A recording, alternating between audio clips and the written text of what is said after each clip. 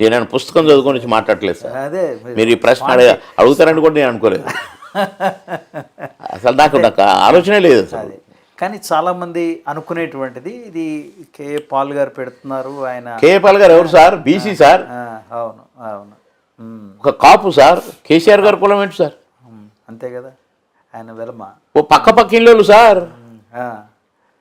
అది విజయనగరంలో KA Paul గారి తాతలు గీతలు ముత్తాతలు, కేసీఆర్ గారి తాతలు ముత్తాతలు అంతా పక్క ఇళ్ళు విజయనగరం.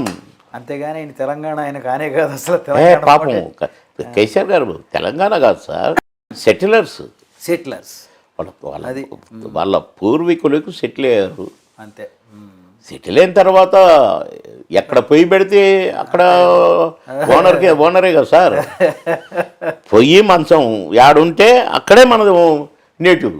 మరి ఇంకొక విషయం సార్, ఇప్పుడు అన్ని ఎంపీ సీట్లకి మీరు పోటీ చేయట్లేదు నాకు తెలిసినంత వరకు. ఇటు ఆంధ్రాలో మీరు ఒకే పాల్ గారి పేరు వైజాగ్ నుంచి వినబడుతోంది, తెలంగాణలో ఏమో మీ ఒక్కరి పేరు అక్కడ. అర్థమైంది.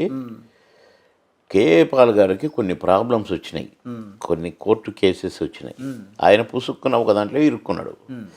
ఎన్నికలు గబక్కన వస్తాయి అనే దాంట్లో లేరు. ఎప్పుడో ఉంటేలే అనుకున్నారు. ఆ స్టీల్ ప్లాంట్ ఉంది కదా వైజాగ్లో, దాన్ని ఏదో కేంద్ర ప్రభుత్వం అమ్ముతుందని, మోడీ గారు అమ్ముతున్నారని అన్ని వార్త వచ్చింది. 1000 ఎకరాల ల్యాండ్ అమ్ముతున్నారని, 1000 కోట్లకు అమ్ముతున్నారని ఆయనకు తెలిసి 8000 కోట్ల చిల్లర ఏదో సంథింగ్ ఆపడానికి వీల్లేదు అని ఎంప్లాయీస్ తరఫున కోర్టులో కేసు వేసింది. అమ్మడానికి వీల్లేదు. అమ్మడానికి వీల్లేదంటే అప్పు ఉంది, ఎవడు తీరుస్తాడై అని అడిగింది కోర్టు. నేను తీరుస్తా, ఎంతో చెప్పు. 8,000 ఎస్ నేను తీరుస్తా, కమాన్ అన్నాడు. ఆర్డర్ ఇచ్చారు. కానీ ఆ నుంచి డబ్బు రానిట్లా సీజ్ చేశారు. ఈ లోపల నోటిఫికేషన్ వచ్చింది, కోర్టులో ఇరుక్కున్నాడు.